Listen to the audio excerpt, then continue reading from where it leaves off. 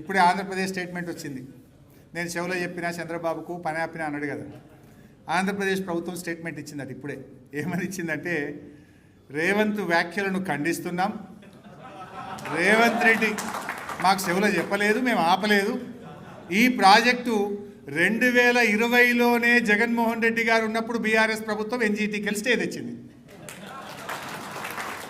ఇప్పుడు ఈ తలకాయ ఎడబెట్టుకుంటావు రేవంత్ రెడ్డి గారు, ఎడబెట్టుకుంటావు తలకాయ చెప్పిగా.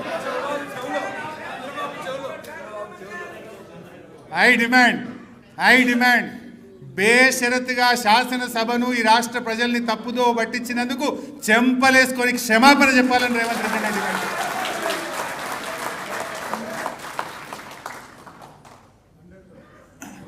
ఇట్లా ఇంకా చెప్పాలంటే చాలా ఉన్నది. కాంగ్రెస్ ద్రోహాలు, కాంగ్రెస్ యొక్క పాపాలు చెప్పాలంటే చెప్తే రామాయణం అంతా, చెప్తే అంటే చూడు వింటే రామాయణం అంతా, చెప్తే భారతం అంత ఉన్నది. సరే, ఎట్లా బాధ ఎక్కడ కలుగుతుందంటే, నేరం చేసేది కాంగ్రెస్, నెపం నెట్టేది బీఆర్ఎస్ మీద. అందుకోసం మేము ఇంత బాధతో చెప్పాల్సి వస్తూ ఉంది.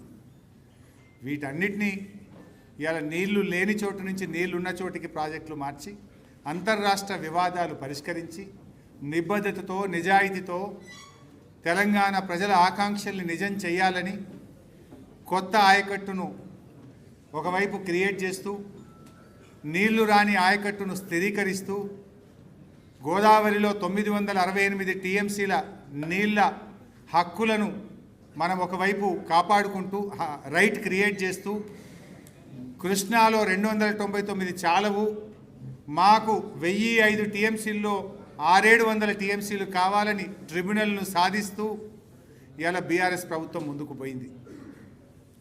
ఇలా ప్రగతి పథంలో పరుగులు పెడుతున్నటువంటి తెలంగాణను ఇలా కాంగ్రెస్ ప్రభుత్వం వచ్చి స్పీడ్ బ్రేకర్గా మారిపోయింది. ప్రాజెక్టు పనులు ఆగిపోయినాయి. ఇవాళ తెలంగాణ హక్కులను కాలరాస్తున్నారు. ఇందాక నేను చెప్పిన 3 చెప్పింటి, ఇప్పుడు 4వది మీకు లాస్ట్లో చూపించిన 240 టీఎంసీ. అంటే కాంగ్రెస్ వచ్చినాక ఏం నష్టం జరిగిందంటే, శ్రీశైలం నుంచి బీఆర్ఎస్ 10 ఏళ్లలో యావరేజ్గా 120 టీఎంసీలు పోతే, కాంగ్రెస్ వచ్చినాక 240 టీఎంసీలు పోయినాయి పర్ ఇయర్. 66-34ను మేము లేకుండా చేస్తే వీళ్ళు వచ్చి 66-34ను తిరిగి తీసుకొచ్చిండ్రు. మేము 90 టీఎంసీలకు డిపిఆర్ రూపకల్పన చేసి 7 అనుమతులు సాధిస్తే వీళ్ళు డిపిఆర్ వాపస్ తెచ్చిండ్రు.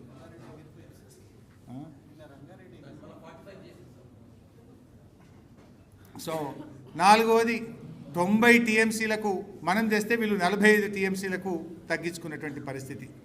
ఇట్లా తను ఆంధ్రప్రదేశ్తో కుమ్మక్కై తన చేతగానితనాన్ని కప్పిపుచ్చుకోవడానికి కారు కూతలు కూస్తూ బీఆర్ఎస్ మీద అభాండాలు వేస్తూ ఉన్నారు. సరే, ఏది అయినా అంతిమంగా నిజం గెలుస్తుంది, న్యాయం గెలుస్తుంది. మేము వదిలిపెట్టాం. యాక్చువల్గా అసెంబ్లీలో కూడా మేము చెప్పినాం. ఆ రోజు బీఎస్సీ మీటింగ్లో ప్రశాంత్ అన్న నాతో ఉన్నారు. మేమిద్దరం కూడా బీఎస్సీ మీటింగ్లో పోయి స్పష్టంగా పీపీటీకి మాకు అవకాశం ఇవ్వండి, మేము పాల్గొంటాము అని చెప్పినాం. ఆనాడు కేసీఆర్ గారు పీపీటీ ఇచ్చినప్పుడు కాంగ్రెస్ వాళ్ళు ఏం చెప్పిండ్రంటే, అసలు పీపీటీ పెట్టద్దు, ఈ సంప్రదాయమే లేదు, మీరు పీపీటీ పెడితే మేము బైకాట్ చేస్తామని కాంగ్రెస్ పార్టీ ఉత్తరం ఇచ్చింది. కానీ మేమేమన్నాం, ప్రశాంత్ అన్న నేను, పీపీటీ మీరు పెట్టండి, మాకు కూడా ఇప్పుడు ఇదంతా నేను రెడీ చేసినా కదా, ఇదే పీపీటీని అసెంబ్లీలో చూపిస్తుంటే కదా నేను, ఈ పీపీటీ చూపించడానికి మాకు అవకాశం ఇవ్వండి అంటే, బట్టి విక్రమార్క గారు, శ్రీధర్ బాబు గారు మీరు పీపీటీ పెట్టే అవకాశమే లేదు అన్నారు. పీపీటీ మీరు అవకాశం ఇవ్వకపోతే మేము ఊరుకోము, ఇవ్వాల్సిందే అని మేము లెటర్ ఇచ్చినాం. మరి పీపీటీకి మీరు అవకాశం ఇచ్చి ఉంటే అసెంబ్లీలో చూపించేవాళ్ళం కదా.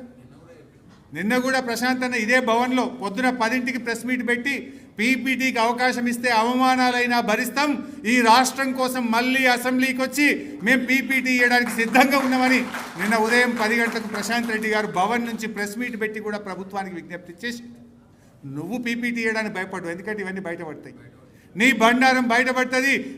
బీఆర్ఎస్ పీపీటీ ఇస్తే మీ ఆగమైపోతారు, తలకాయ ఎడబెట్టుకోవాలో తెలియదని ఇవాళ మీరు మాకు పీపీటీ ఇవ్వకుండా మాకు అన్యాయం చేసిండ్రు. బట్ అయినా ఊరుకోం. కేసీఆర్ గారు మొన్ననే చెప్పిండ్రు, బీఆర్ఎస్ పార్టీ కృష్ణా నదీ జలాల విషయంలో తెలంగాణకు కాంగ్రెస్ పార్టీ చేస్తున్న అన్యాయాన్ని ప్రజాక్షేత్రంలో పోతాం, ప్రజాక్షేత్రంలో ఎండగడతాం, ప్రజా ఉద్యమానికి శ్రీకారం చుడతాం, ప్రజల్లోకి వెళ్తాం, అవసరమైతే మరో జల పోరాటానికి బీఆర్ఎస్ పార్టీ శ్రీకారం చుడుతుంది. ఎట్టి పరిస్థితుల్లో మాకు అధికారం ముఖ్యం.